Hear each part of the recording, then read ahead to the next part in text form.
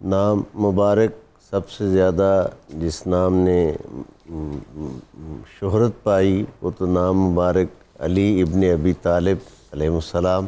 سبحان اللہ. اور القابات میں آپ کے معزز القاب جو ہیں اس میں اسد اللہ، مرتضیٰ، مشکل کشا اور والدہ ماجدہ نے آپ کا نام اپنے والد بزرگوار کے نام پہ اسد اور حیدر آپ کا نام تجویز کیا تھا. تو یہ اللہ رب العزت نے اس قدر شانیں، اس قدر عظمتیں اور اس قدر فضیلتیں عطا فرمائیں.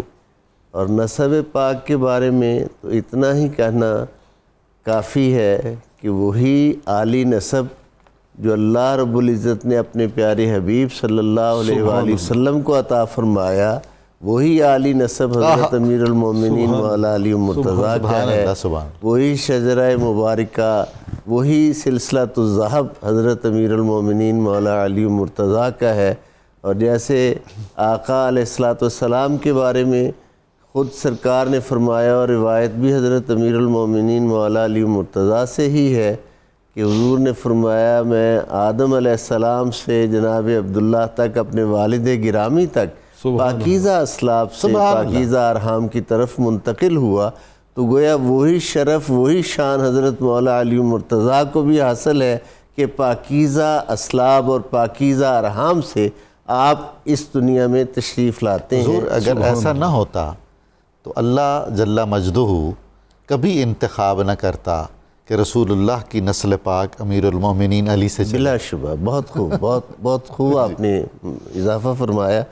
یہی وجہ ہے کہ حضور سید عالمین صلی اللہ علیہ وآلہ وسلم نے جو کمال قربت اور کمال اتصال جو ہے وہ حضرت مولا علی مرتضیٰ کے لیے وہ کلمات ارشاد فرمائے ہیں جو خاص انہی کے لیے ہیں. اور آقا سے جو قلبی قربی نسبت حضرت امیر المومنین مولا علی مرتضیٰ کو حاصل ہے وہ انہی کا خاصہ ہے. آج آپ تشریف نہ لاتے اور یہ لفظ اتصال نہ فرماتے تو کیا بنتا، ہم ذوق کہاں سے حاصل کرتے؟ اللہ رب العزت آپ کی محبت سبحان اللہ، سبحان اللہ. کیا بات ہے جناب. آپ سبحان اللہ رب العزت آپ کو سلامت رکھے اور ہمیں بھی آپ سلامت آپ سے فیضیاب ہونے کی توفیق عطا فرمائے. اللہ نے اس کمر سے محبت اہل بیت کی روشنی آ رہی ہے. سبحان اللہ. تو یہ جو ایک کمال ایک شان ہے قربت کی کہ یا علی انت اخی فی الدنیا والآخرہ، اے علی اس دنیا میں بھی اور آخرت میں بھی تو میرا بھائی ہے.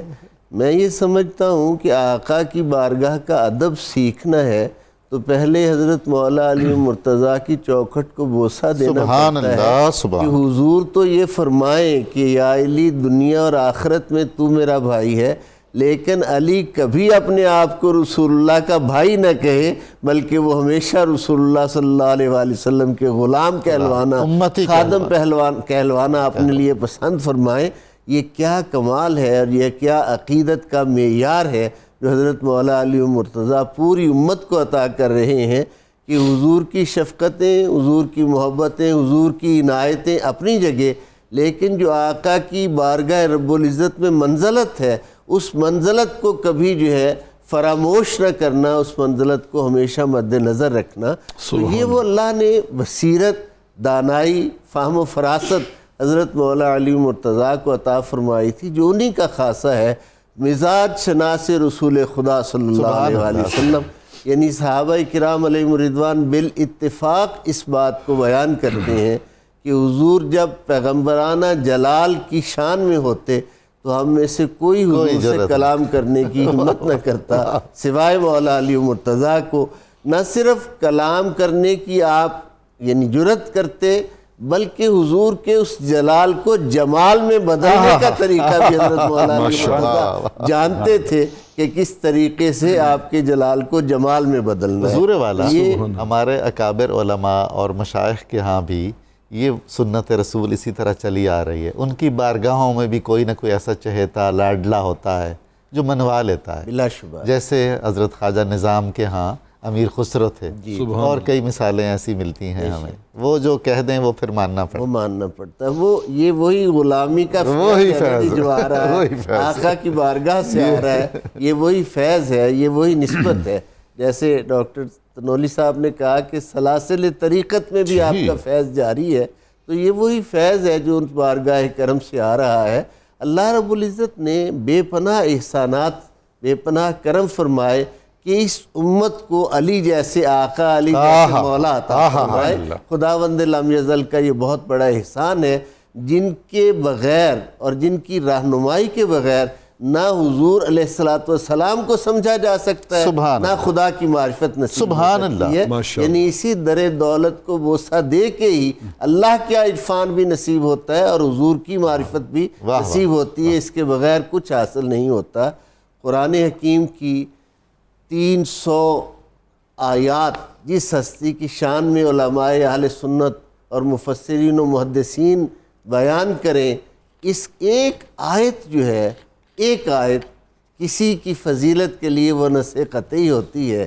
تو جہاں اتنی آیات تواتر کے ساتھ، اور قبلہ نظامی صاحب یہ بات تو تحقیق کے ساتھ واضح ہے، اور امام احمد بن حنبل کی یہ روایت موجود ہے کہ حضرت مولا علی مرتضیٰ کی شان میں جتنی احادیث ہے، اتنی احادیث ہمیں کسی اور ہستی کی فضیلت میں، شان میں، حضور کے ارشادات عالی جو ہیں وہ نہیں ملتے۔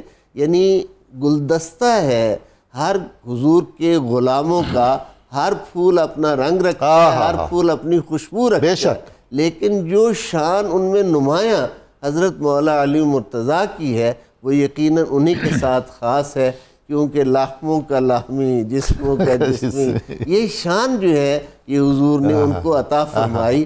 ایک ہی نسب، ایک ہی مبارک خاندان، ایک ہی گھرانہ، اور پھر اس گھرانے کی برکت سے حضور سید عالمین صلی اللہ علیہ وآلہ وسلم کے، جیسے آپ نے بہت اضافہ خوبصورت فرمایا، نسل مبارک کے امی ہونا، یعنی یہ معمولی سی بات نہیں۔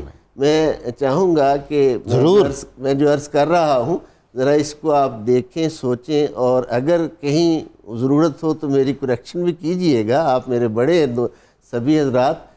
آدم علیہ السلام اور حضرت حوا سے طریقہ یہ چلا آ رہا ہے کہ نسل انسانی بیٹوں کے ذریعے سے آگے بڑھے۔ حضور صلی اللہ علیہ وآلہ وسلم کی بارگاہ اقدس میں تک جب یہ معاملہ پہنچتا ہے تو یہاں آ کر وہ کلیہ جو ہے وہ بدل دیا جاتا ہے۔ حضور کی نسل مبارک جو ہے وہ حضور کی بیٹی سے جاری کی جاتی ہے، اور مولا علی مرتضیٰ کو حضور فرمائیں کہ اللہ رب العزت نے میری ذریت کو میری بجائے علی کے صلب میں رکھا ہے، ان کے ذریعہ سے حضور کی نسل مبارک اس سے بڑا اور تعلق قرب کا حضرت مولا علی مرتضیٰ کا حضور کے ساتھ اور کیا ہو سکتا ہے؟ یہ تو صرف سمجھنے کی بات ہے۔ جس نے جتنا جانا اس نے اتنا ہی ان سے معرفت کی روشنی پا لی، اور جس نے جتنی روشنی پا لی وہ اتنا ہی سربلند ہو گیا۔ جو ان کے نام کی عظمت کو سلام کرتا کرتا خود اپنے نام کو بلند کر گیا۔